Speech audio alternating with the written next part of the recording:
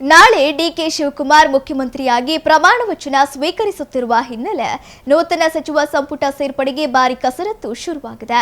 ಇತ್ತ ಬೆಣ್ಣಿನಗರಿ ದಾವಣಗೆರೆಯಲ್ಲೂ ಮಂತ್ರಿ ಪಟ್ಟಕ್ಕಾಗಿ ಶಾಸಕರ ನಡುವೆ ತೀವ್ರ ಪೈಪೋಟಿ ಏರ್ಪಟ್ಟಿದ್ದು, ಚನ್ನಗಿರಿ ಕ್ಷೇತ್ರದ ಶಾಸಕ ಶಿವಗಂಗಾ ಬಸವರಾಜ್ ಸಚಿವ ಸ್ಥಾನಕ್ಕಾಗಿ ಹೈಕಮಾಂಡ್ ಮಟ್ಟದಲ್ಲಿ ಭರ್ಜರಿ ಲಾಬಿ ನಡೆಸುತ್ತಿದ್ದಾರೆ. ಬೆಂಗಳೂರಿನಲ್ಲೇ ಬೀಡು ಬಿಟ್ಟಿರುವ ಶಾಸಕ ಶಿವಗಂಗಾ ಬಸವರಾಜ್ ನೂತನ ಮುಖ್ಯಮಂತ್ರಿ ಡಿಕೆ ಶಿವಕುಮಾರ್ ಅವರ ಸಂಪುಟದಲ್ಲಿ ಸ್ಥಾನ ಗಿಟ್ಟಿಸಿಕೊಳ್ಳಲು ತೀವ್ರ ಪ್ರಯತ್ನ ನಡೆಸುತ್ತಿದ್ದಾರೆ. ಡಿಕೆ ಶಿವಕುಮಾರ್ ಅವರ ಆಪ್ತ ವಲಯದಲ್ಲಿ ಗುರುತಿಸಿಕೊಂಡಿರುವ ಶಿವಗಂಗಾ ಬಸವರಾಜ್ ಈ ಬಾರಿ ಹೊಸ ಮುಖಗಳಿಗೆ ಸಂಪುಟದಲ್ಲಿ ಆದ್ಯತೆ ನೀಡಬೇಕು ಎಂದು ಒತ್ತಾಯಿಸುತ್ತಾರೆ. ಈಗಾಗಲೇ 5 ಜನ ಹೊಸ ಶಾಸಕರಿಗೆ ಸಚಿವ ಸ್ಥಾನ ನೀಡಬೇಕು ಎಂದು ಅಭಿಯಾನ ಆರಂಭಿಸಿದ್ದ ಶಿವಗಂಗಾ ಬಸವರಾಜ್ ಈಗ ತಮಗೆ ಸಚಿವ ಸ್ಥಾನ ನೀಡುವಂತೆ ಹೈಕಮಾಂಡ್ಗೆ ನೇರ ಬೇಡಿಕೆ ಇಟ್ಟಿದ್ದಾರೆ. ರಾಜ್ಯ ರಾಜಕೀಯದಲ್ಲಿ ಚನ್ನಗಿರಿ ಕ್ಷೇತ್ರಕ್ಕೆ ತನ್ನದೇ ಆದ ಇತಿಹಾಸವಿದೆ. ಮಾಜಿ ಮುಖ್ಯಮಂತ್ರಿ ಜೆಎಚ್ ಪಟೇಲ್ ಅವರ ನಂತರ ಚನ್ನಗಿರಿ ಕ್ಷೇತ್ರಕ್ಕೆ ಯಾವುದೇ ಸಚಿವ ಪ್ರಾತಿನಿಧ್ಯ ಸಿಕ್ಕಿಲ್ಲ. ಹೀಗಾಗಿ ಸುದೀರ್ಘ ವರ್ಷಗಳ ನಂತರ ಈ ಬಾರಿಯಾದರೂ ಚನ್ನಗಿರಿ ಕ್ಷೇತ್ರಕ್ಕೆ ಸಚಿವ ಸ್ಥಾನ ನೀಡಲೇಬೇಕು ಎಂದು ಶಾಸಕರು ಪಟ್ಟು ಹಿಡಿದಿದ್ದಾರೆ. ನಾನು ಯಾವುದೇ ಜಾತಿ ಅಥವಾ ಜಿಲ್ಲಾ ಕೋಟದ ಅಡಿಯಲ್ಲಿ ಮಂತ್ರಿ ಸ್ಥಾನ ಕೇಳುತ್ತಿಲ್ಲ. ನಾನು ರೈತ ಸಂಘಟನೆಯಿಂದ ಬಂದ ಹಿನ್ನೆಲೆ ರೈತರ ಕಷ್ಟ ಸುಖ ಚೆನ್ನಾಗಿ ಗೊತ್ತು. ಹಾಗಾಗಿ ರೈತ ಕೋಟದ ಅಡಿಯಲ್ಲಿ ನನಗೆ ಸಚಿವ ಸ್ಥಾನ ನೀಡಿ ಎಂದು ಹೈಕಮಾಂಡ್ ನಾಯಕರಿಗೆ ವಿನಂತಿ ಮಾಡಿದ್ದಾರೆ. ಮಾನ್ಯ ಡಿಕೆ ಶಿವಕುಮಾರ್ ಸಾಹೇಬರು ಮುಖ್ಯಮಂತ್ರಿಗಳಾಗಿ ಆಯ್ಕೆಯಾಗಿದ್ದಾರೆ. ಈ ಒಂದು ಸಂದರ್ಭದಲ್ಲಿ ಅವರಿಗೆ ಮೊದಲಿಂದ ಶುಭ ಕೋರ್ತೀನಿ.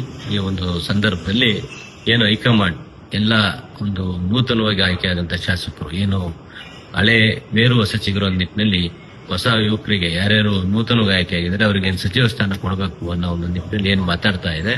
ಆ ನಿಟ್ಟಿನಲ್ಲಿ ನಾವು ಈ ಬಾರಿ ಸುಮಾರು 5ರಿಂದ 8 ಜನ ಹೊಸದಾಗಿ ಆಯ್ಕೆಯಾಗಿರುವಂತಹ ಶಾಸಕರುಗಳಿಗೆ ಅವಕಾಶ ಕೊಡಬೇಕು ಅಂತ ಹೈಕಮಾಂಡ್ ಹಾಗೂ ಮಾನ್ಯ ಮುಖ್ಯಮಂತ್ರಿಗಳಾದ ಡಿಕೆ ಶಿವಕುಮಾರ್ ಸಾಹೇಬರು ಮನವಿ ಮಾಡ್ತಾ, ಅದೇ ರೀತಿ ನಮ್ಮ ಚನ್ನಗಿರಿ ವಿಧಾನಸಭಾ ಕ್ಷೇತ್ರ ವ್ಯಾಪ್ತಿಯಲ್ಲಿ ಸುಮಾರು ತಾವೆಲ್ಲ ನೋಡಿದಂತೆ ಜೆಎಚ್ ಪಟೇಲ್ ಮಾಜಿ ಮುಖ್ಯಮಂತ್ರಿಗಳ ನಂತರ ಇಲ್ಲಿವರೆಗೆ ಯಾವುದೇ ರೀತಿಯ ಸಚಿವ ಸ್ಥಾನದ ಒಂದು ಅವಕಾಶ ಸಿಕ್ಕಿಲ್ಲ. ಯಾವುದೇ ಪಕ್ಷದಿಂದ ಸಿಕ್ಕಿಲ್ಲ. ಬಿಜೆಪಿ ಇರ್ಬೋದು, ಕಾಂಗ್ರೆಸ್ ಇರ್ಬೋದು.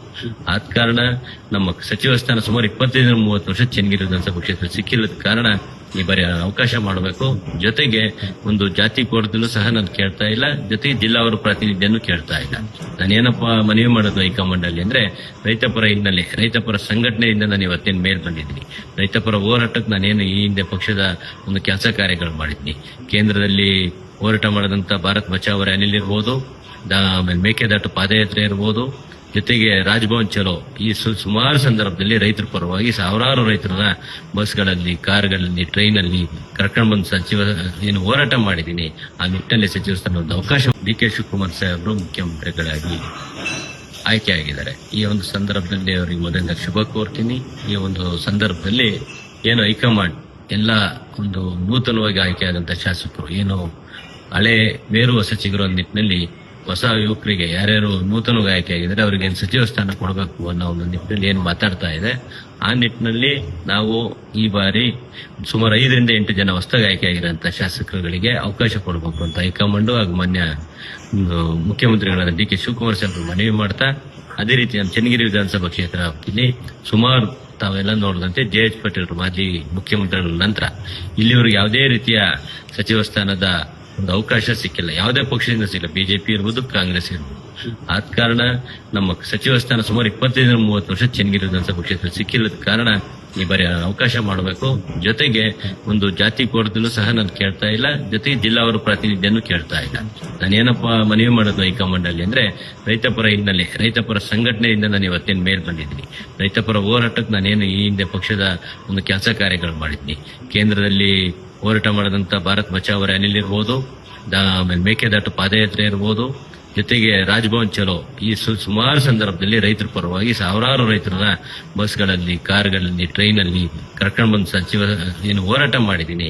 ಆ ನಿಟ್ಟಿನಲ್ಲಿ ಸಚಿವ ಸ್ಥಾನದ ಅವಕಾಶ ಡಿಕೆ ಶಿವಕುಮಾರ್ ಸಾಹೇಬರು ಮುಖ್ಯಮಂತ್ರಿಗಳಾಗಿ ಆಯ್ಕೆಯಾಗಿದ್ದಾರೆ. ಈ ಒಂದು ಸಂದರ್ಭದಲ್ಲಿ ಅವರಿಗೆ ಮೊದಲಿಂದ ಶುಭ ಕೋರ್ತೀನಿ. ಈ ಒಂದು ಸಂದರ್ಭದಲ್ಲಿ ಏನು ಹೈಕಮಾಂಡ್ ಎಲ್ಲ ಒಂದು ನೂತನವಾಗಿ ಆಯ್ಕೆಯಾದಂಥ ಶಾಸಕರು ಏನು ಹಳೆ ಮೇರು ಹೊಸ ಚಿಗುರುವ ನಿಟ್ಟಿನಲ್ಲಿ ಹೊಸ ಯುವಕರಿಗೆ ಯಾರ್ಯಾರು ನೂತನವಾಗಿ ಆಯ್ಕೆಯಾಗಿದ್ದಾರೆ ಅವರಿಗೆ ಸಚಿವ ಸ್ಥಾನ ಕೊಡಬೇಕು ಅನ್ನೋ ಒಂದು ನಿಟ್ಟಿನಲ್ಲಿ ಏನು ಮಾತಾಡ್ತಾ ಇದೆ.